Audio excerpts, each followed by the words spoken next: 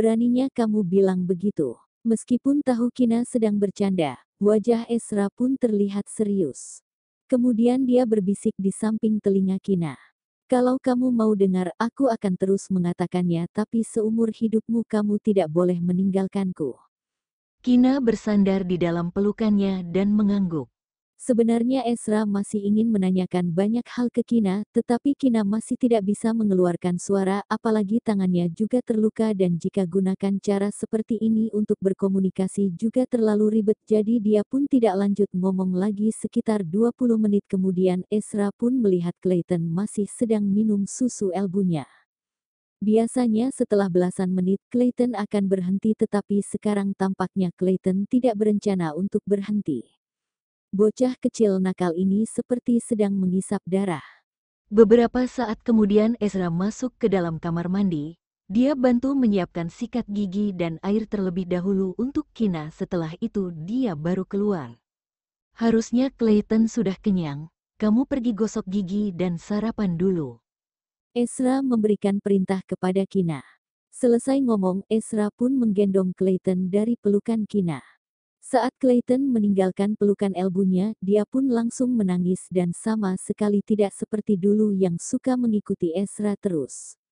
Setelah mendengar suara tangisan Clayton, Kina pun berhenti dan menatap Clayton sambil duduk di atas ranjang. Kalau bocah ini menangis terus, apakah kamu tidak perlu makan? Pergi sarapan, tidak perlu khawatirkan dia. Ezra berkata dengan serius dan memberikan perintah ke Kina. Dasar. Kina menatap Clayton lagi, lalu dia baru berdiri, dan berjalan ke dalam kamar mandi dengan pelan. Dia ingin cepat-cepat menggosok gigi agar bisa menggendong Clayton dengan secepat mungkin. Tidak tahu apakah karena Ezra sudah menghitung waktunya atau kenapa, karena saat Kina selesai gosok gigi, Ezra pun langsung masuk ke dalam kamar mandi dan dia tidak menggendong Clayton. Kina masih belum menebak apa yang ingin dilakukan oleh Ezra, lalu dia melihat Ezra berjalan ke sampingnya, dan mengambil sebuah handuk, kemudian dia pun letakkan handuk itu di depannya. Setelah itu Ezra memakai air hangat untuk membasahi muka Kina. Sedikit-sedikit Kina juga sudah mengetahui apa yang ingin dilakukan oleh Ezra. Tanganmu ada luka, biarkan aku yang bantu kamu. Sambil menjelaskannya, Ezra pun mengambil sabun untuk mencuci muka Kina. Gerakannya sangat aneh tetapi tetap lembut. Kina ingin menanyakan Clayton di mana. Kok kamu tidak menjaganya? Tetapi sekarang Kina juga tidak bisa mengeluarkan suara, jadi dia pun hanya bisa menahan rasa penasarannya.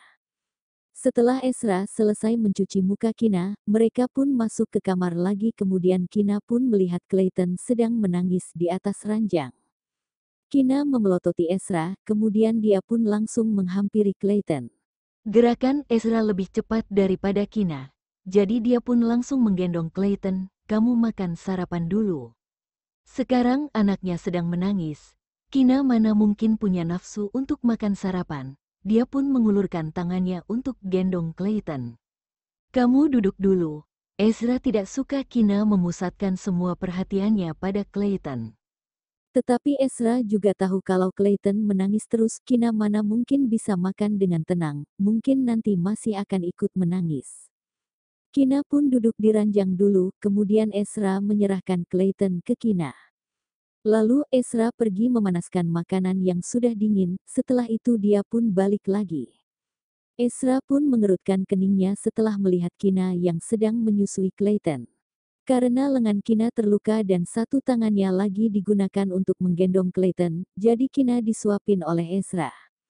Awalnya Kina merasa agak tidak nyaman, tetapi kemudian dia pun mulai terbiasa. Saat mulai makan, orang tua Ezra dengan orang tua Kina pun datang ke rumah sakit. Melihat Kina masih baik-baik, elbunya Kina pun menangis. Setelah mengetahui Kina terluka dan tidak bisa mengeluarkan suara, hatinya terasa sakit. Elbunya Kina juga tidak mempedulikan Kina tidak bisa mengeluarkan suara. Dia mengatakan banyak hal, mulai dari menyuruh Kina jangan takut karena lukanya akan sembuh, jangan menyentuh luka, dan lain-lain, bahkan sampai mengungkit masa kecil Kina. Kemudian dia pun mengungkit masa kecil Kina dengan Ezra. Kina ingin menanyakan Elbunya mengenai masalah dengan Ezra pada masa kecil karena Kina sama sekali tidak punya ingatan terhadap Ezra saat masih kecil, tapi setelah dia selesai mengetik pertanyaan ini Elbunya pun sudah mengalihkan topik. Akhirnya Kina pun tidak menanyakannya, Elbunya Kina tetap berada di dalam kamar rawat sampai siang, setelah itu dia baru pergi makan bersama mereka. Albert di mana? Setelah orang tua mereka pulang, Kina pun bertanya kepada Ezra. Dokter bilang beberapa hari ini Albert tidak bisa tidur dengan nyenyak. Mungkin setelah tahu kamu pulang, dia pun jadi agak tenang dan sekarang masih tertidur. Ezra berkata dengan datar. Sekarang Ezra masih tidak berani memberitahu masalah Vito dengan Albert ke Kina. Dia takut Kina akan merasa Vito sedang menindas Albert. Setelah mendengarkannya, Kina pun mengangguk. Kina tidak menanyakan apapun lagi.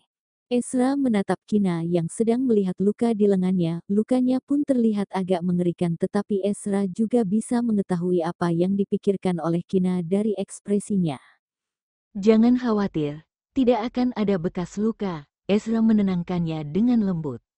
Setelah lukanya sembuh, Ezra akan mencari dokter yang hebat untuk hilangkan bekas luka yang ada di lengan Kina. Karena hanya ada luka di lengan dan pita suaraku bermasalah untuk sementara, aku merasa sangat bersyukur. Kina pun mengetiknya. Coba kamu ceritakan apa yang terjadi pada saat itu. Kamu melarikan diri dari kapal itu dengan cara apa? Ezra menanyakannya dengan suara yang bergemetaran dan terdengar ketakutan. Meskipun Kina sudah kembali berada di sampingnya, namun saat Ezra mengingat video yang dikirim oleh Ahri, dia pun merasa sangat ketakutan. Ezra takut dirinya sedang bermimpi, dia takut setelah dirinya bangun dan Kina akan menghilang. Kina mengangguk, kemudian dia pun mulai mengetik di HP. Saat itu setelah aku selamatkan Albert, Ahri menyuruhku mandi dan setelah makan malam aku baru tahu kalau dia mau memperkosa aku. Tetapi aku menendang bagian bawahnya sehingga dia marah lalu mencekikku dan aku pingsan. Setelah aku bangun aku melihat kapal sudah terbakar. Ahri dengan bawahannya juga sudah hilang dan nafasku terasa sesak karena asap yang begitu banyak. Saat itu aku merasa aku akan mati. Tetapi setelah memikirkan Clayton dengan kamu aku pun merasa aku tidak boleh mati. Kemudian aku ambil sebuah karpet dan lari untuk lewati kobaran api di sana. Setelah menjatuhkan diri ke laut, aku pun pingsan. Setelah membaca tulisan itu, wajah Ezra pun menjadi semakin suram. Meskipun Kina mendeskripsikannya dengan biasa, tetapi Ezra pun bisa merasakan rasa ketakutan Kina pada saat itu. Jika Kina tidak bangun atau tidak diselamatkan oleh orang yang lewat. Jika dia tidak bangun atau diselamatkan orang lain, mungkin saja seumur hidup ini Ezra tidak akan bisa bertemu dengan Kina lagi. Ezra memeluknya, suaranya bergetar tak terkendali dan berkata dengan suara yang kencang dan ketakutan, tidak peduli apa yang terjadi di masa depan, kamu tidak boleh lagi membuat keputusan tanpa izin, tidak boleh mengambil risiko sendirian, oke? Kecuali kamu ingin aku mati bersamamu.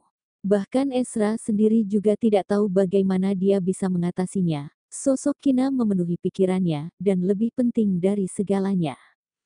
Kalau masih belum bisa menemukannya, mungkin suatu hari nanti dirinya akan menjadi gila.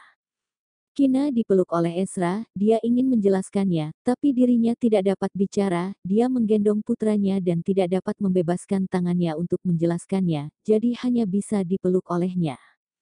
Keduanya saling berpelukan, meskipun tidak menyakiti si kecil, tapi si kecil yang terjepit di tengah merasa sangat tidak nyaman, dia merengek beberapa kali, sangat merusak suasana.